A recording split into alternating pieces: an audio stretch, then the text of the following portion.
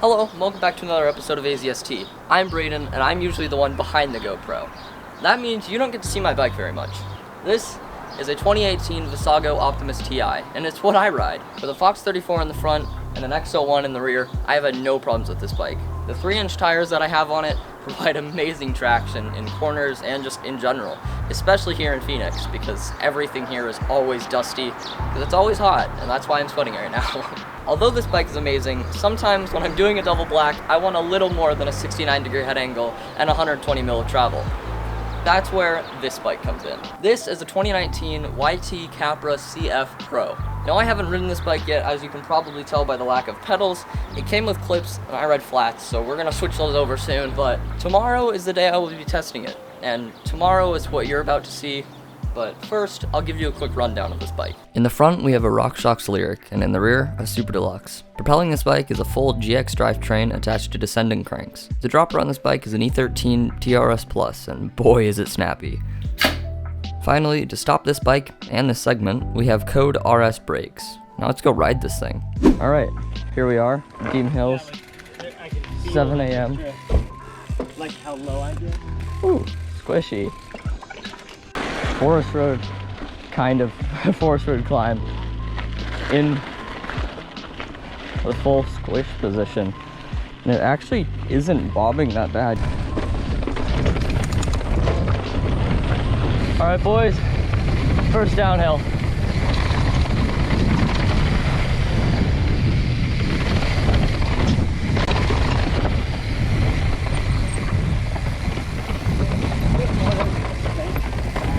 Thank you.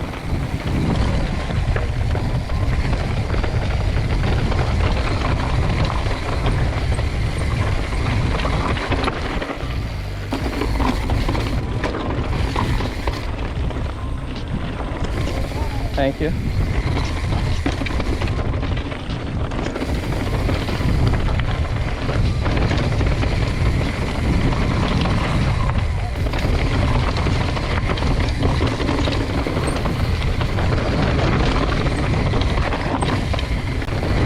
Yeah, dude. I want to adjust the dropper position a little bit. It's kind of rubbing my thumb right now, like when I'm not trying to use it. But aside from that, I might raise the brakes a little bit, just so I have a little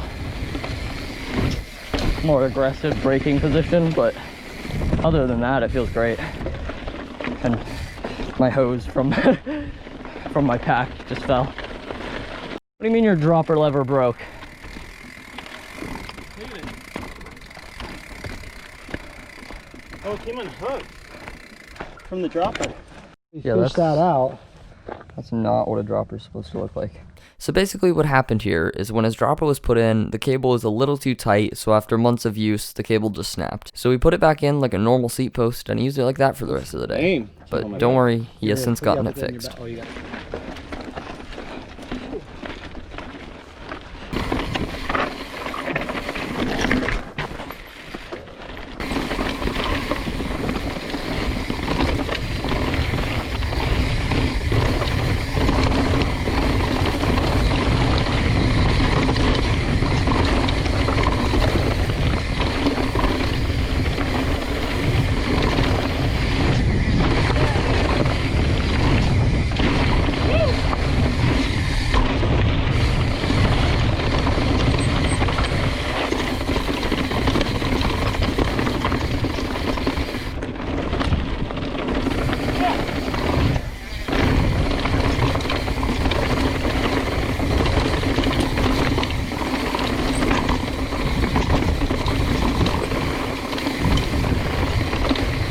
Thank you.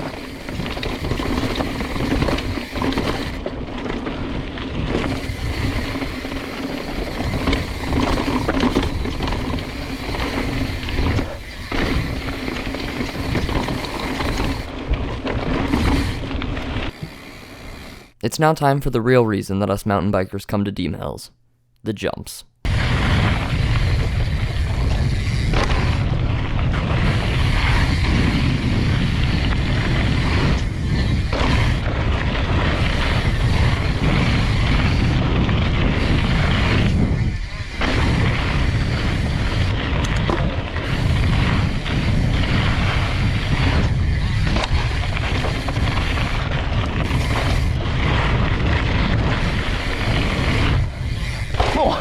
case. Hey, if it makes my case any better, to be fair, the landing wasn't there last time we were here. Oh, and it's now time for the main attraction, the big jump that you saw me hit in the last video from when we were here.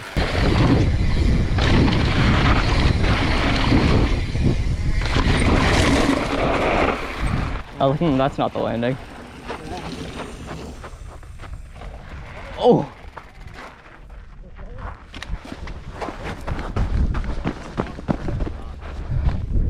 Bro, you have to, right now. You have to go back up and try it. Yeah, I do. Yeah, what happened? It just front tire got caught in this loose gravel here. Everyone's coming off to this side. Yeah, everybody's coming off. You gotta hit the lip more to the right. Yeah.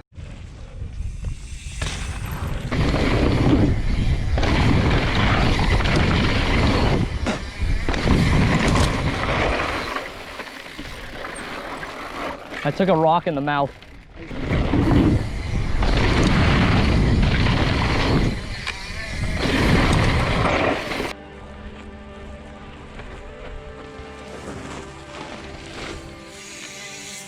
There you go. We took a break from doing jumps for a minute so we could go check out a rock drop that we saw last time we were here so Rob could hit it before he had to leave. Oh dude, that's good.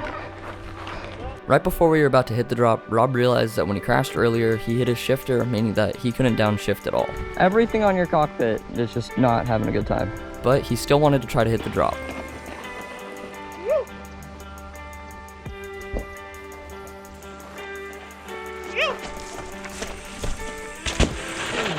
I need pedaling. That looks good.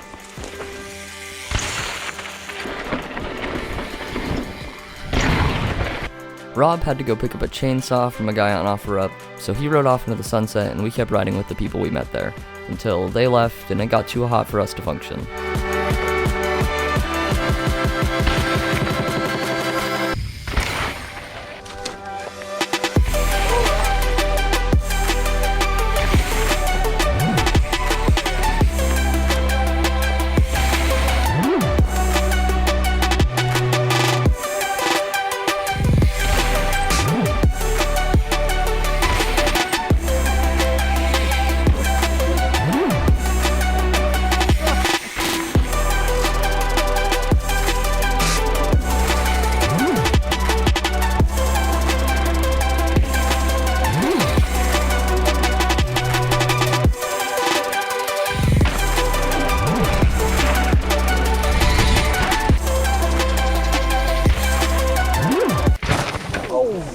Are you okay?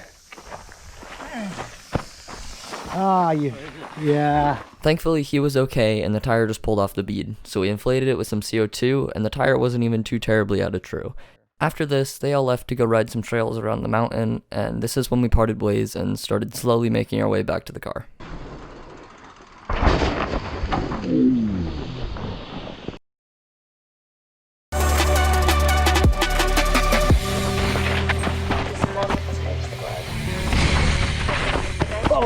This second jump was a lot bigger than I thought it was, and I wasn't happy with the way you came out of the first jump, so despite almost dying trying it, I never hit it. However, we started making our way back to the car and found some new stuff that we never hit before.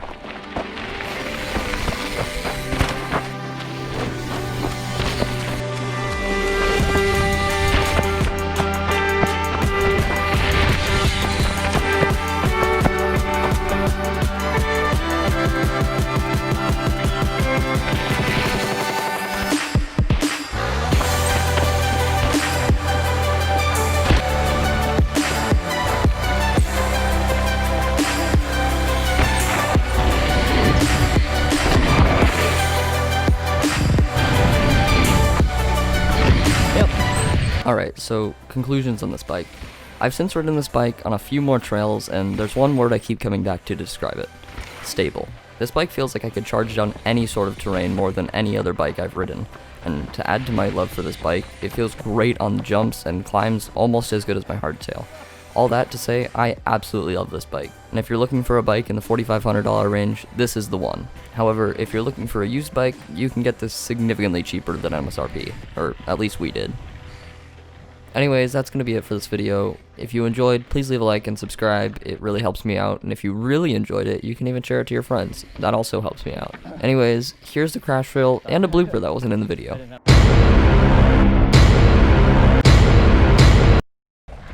Oh. Oh. Are you okay?